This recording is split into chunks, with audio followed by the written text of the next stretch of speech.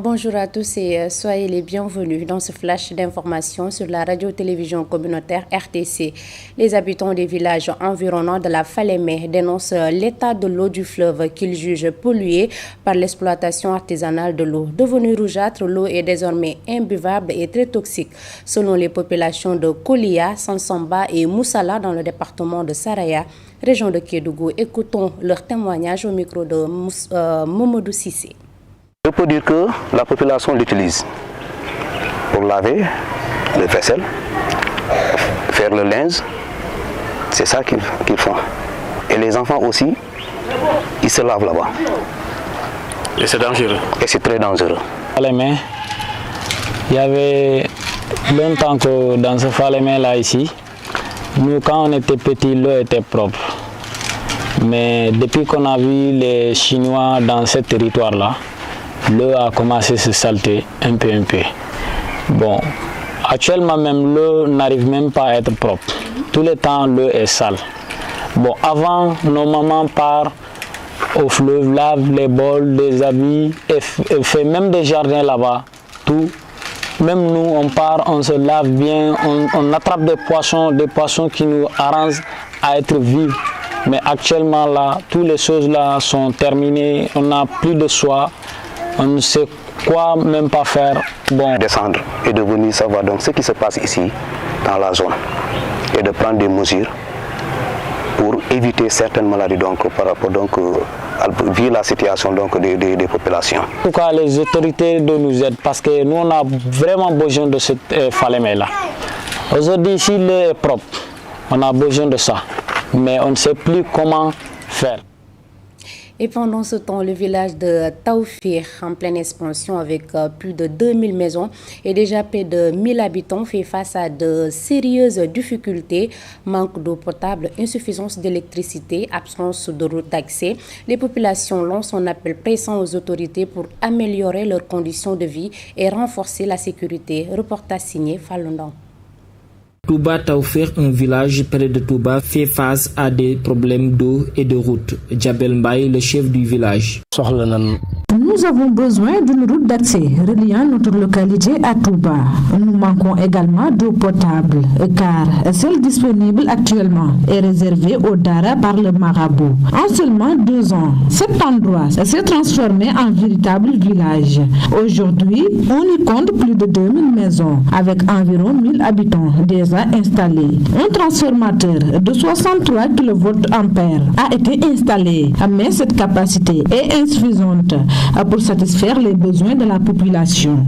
Au tout début, c'était un Dara, maintenant c'est devenu un village. Les habitants vivent au quotidien le calvaire du manque d'électricité, mais aussi une insécurité inquiétante. Ils interpellent les autorités. À l'origine, c'était uniquement un Dara, mais à présent, c'est devenu une ville en pleine expansion. Cependant, l'électricité est toujours réservée uniquement aux Dara, alors que les habitants en ont également besoin, car leur vie quotidienne en dépend. Nous lançons un appel aux autorités et aux bonnes volontés, afin qu'ils viennent en aide au village de Taoufir, notamment pour renforcer la sécurité. De nombreuses personnes viennent s'installer ici, ce qui rend la question de la sécurité d'autant plus importante. Présentement, le village a besoin du soutien des autorités, mais également de toutes les bonnes volontés. Falundong, l'inspection de l'éducation et de la formation de Mbourde, à travers le projet d'amélioration des performances du système éducatif PAPS, a signé des contrats de performance avec Seddara, une initiative qui s'inscrit dans le cadre du processus de modernisation des écoles coraniques. Pour plus de détails, écoutons Serine Fall, IF de Mbourde, au micro de Pape Kairé. Dans ces contrats, c'est une manière un peu de formaliser un peu les engagements entre les Borom Dara et donc les IF, parce qu'il s'agit d'introduire dans ces Dara l'enseignement du français à travers langue et communication, mathématiques et les sciences. Et au-delà de ces activités pédagogiques, il s'agit d'accompagner les Borom Dara dans le volet nutritionnel à travers le financement de la cantine, mais également le volet sanitaire et pour prendre en charge donc les enfants dans le domaine médical. Donc tous ces aspects sont intégrés dans ce projet à travers la mise en place d'un comité de gestion qui permet un peu une gestion, en tout cas participative, et l'implication communautaire donc, autour du projet. Et je pense que tout cela va aider un peu à atteindre les objectifs qui sont donc, définis dans le projet PAPS. Effaroy se dresse un majestueux baobab pour le Tarhana, véritable repère mystique, jadis lieu de purification et de protection contre l'envoûtement. Ce site appelé Lungu Diouf continue d'attirer aujourd'hui de nombreux visiteurs. Entre héritage culturel et évolution des mentalités, ce site conserve toute sa valeur symbolique, suivant des émissaires à sa découverte. Le baobab Taharna de Faoy a longtemps servi de lieu de purification et de protection contre la sorcellerie. Plusieurs présidents et personnalités y ont déjà effectué des visites. Le baobab c'est le lavage de purification, de protection des personnes contre la sorcellerie, l'envoûtement, le blocage. Donc d'une façon générale, c'est pour protéger les personnes contre les difficultés de la vie. Les gens viennent de partout pour se faire purifier. Le président Poète Léopold, chaque année. Le deuxième canari fut détruit à l'époque sur ordre du Boursine pour des raisons particulières. Il y avait deux canaris. Le canari qui a été éliminé, c'est le canari qui faisait des ravages en suivant la famille de celui qui a offensé. Peut-être à cause de l'islam, les gens sont devenus moins méchant. Dès que maintenant celui qui est offensé se présente, donc le patriarche va faire une annonce que celui qui a offensé se présente, réparer l'injustice, sinon on va pratiquer ce. Après l'annonce, au moins une semaine après, le gars peut revenir. Et dès qu'il revient maintenant, le patriarche va faire ce qu'il a à faire. Et c'est à partir de là, de façon mystique, que les pierres allaient attaquer la famille de celui qui a offensé. Une part, on peut l'enlever, sinon ici. Malgré cela, le site reste très fréquenté par des visiteurs venus de différentes régions du pays. Les gens viennent de partout pour se laver ici. Et sans distinction, certains sont atteints de maladies très graves, d'autres ont des ventres gonflés. Mais quand tu te laves sous le baobab, tu es guéri. Mais beaucoup de pratiques sont maintenant bannies avec l'islam.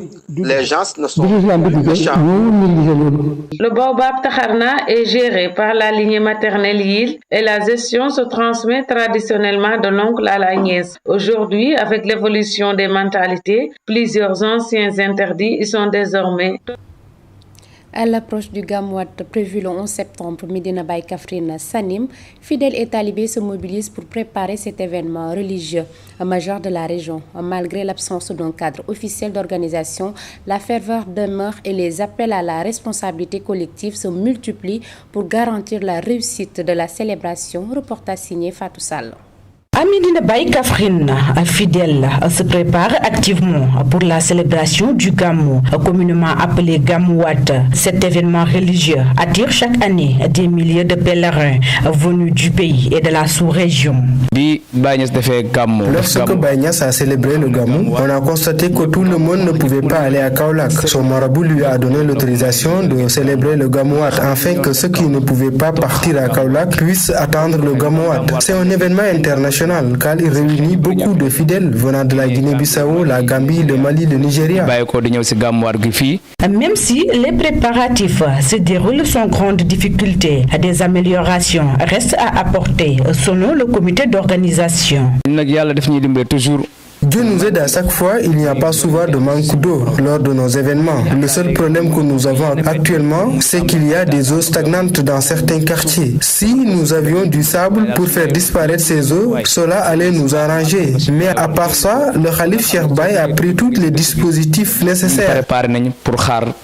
Il y a toujours l'absence d'un comité régional de développement consacré à l'événement, une démarche que les talibés espèrent voir instaurée dans les prochaines éditions. Même s'il n'y a pas de CRD, la police et la gendarmerie font leur devoir parce qu'ils viendront sécuriser l'événement et nous espérons qu'il y aura des changements d'ici l'année suivante. Les CRD vont démarrer. En attendant, les premiers pèlerins arrivent déjà à Medina Baye Kaffrine. Les talibés appellent les fidèles à faire preuve de discipline, de solidarité et de respect mutuel pour assurer le succès du Gamou. C'est ce reportage de Fatou Sall qui met fin à ce flash d'information. Merci de votre aimable attention.